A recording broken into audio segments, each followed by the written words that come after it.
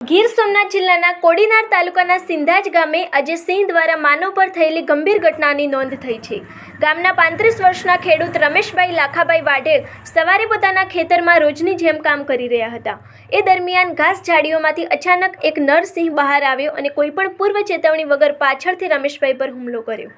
આ અચાનક અને જોરદાર હુમલામાં રમેશભાઈને શરીરના ઉપરના ભાગે ગંભીર ઈજાઓ પહોંચી છે. હુમલાનો અવાજ સંભળાતા નજીકના ખેડૂત અને ગ્રામજનો તરત જ ખેતરમાં દોડી આવ્યા. લોકોથી ભીડ થતાં સિંહ પાછો વનમાં ખસી ગયું.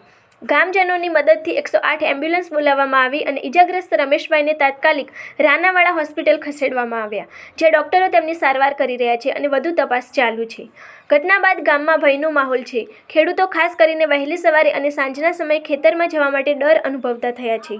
વન વિભાગની ટીમ ઘટના સ્થળે પહોંચી તપાસ હાથ ધરી છે અને સિંહની વધતી અવરજવર ધ્યાનમાં રાખીને સ્થાનિકોને તકેદારી રાખવાની અપીલ પણ કરી છે.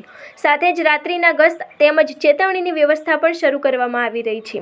આ ઘટના ફરી એકવાર ગીર વિસ્તારમાં માનવ વન્યજીવન સંઘર્ષની ગંભીરતાને ઉજાગર કરે છે. અમારા ગામના નવયુવાન છે રમેશભાઈ લાખાભાઈ વાઢેર. એ આજની વાડીએથી બાજુની પાડોશીની વાડીએ ગોળનો ડબ્બો લેવા જતા હતા. તો એ નળમાં જંગલ વિસ્તાર છે, એની અંદર પોતે ખાલી ન જતા હતા. અહીંયા પાછળથી સિંહે એટેક કર્યો એના ઉપર અને 2 દાંત પીઠના કમરના ભાગે બેઠાડી દીધા છે. એને અત્યારે ઇમરજન્સી હોસ્પિટલ સારવાર માટે રાનાવાડા હોસ્પિટલ લઈને આવ્યા છે. જંગલ ખાતાવાળા વાવાછાડાની સંસ્થા થઈ ગઈ છે.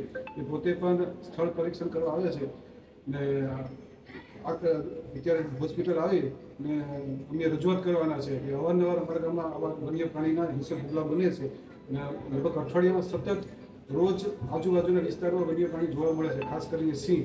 એના માટે જંગલ ખાતાને બધી વિનંતી છે કે એના માટે કોઈ પગલાં લે.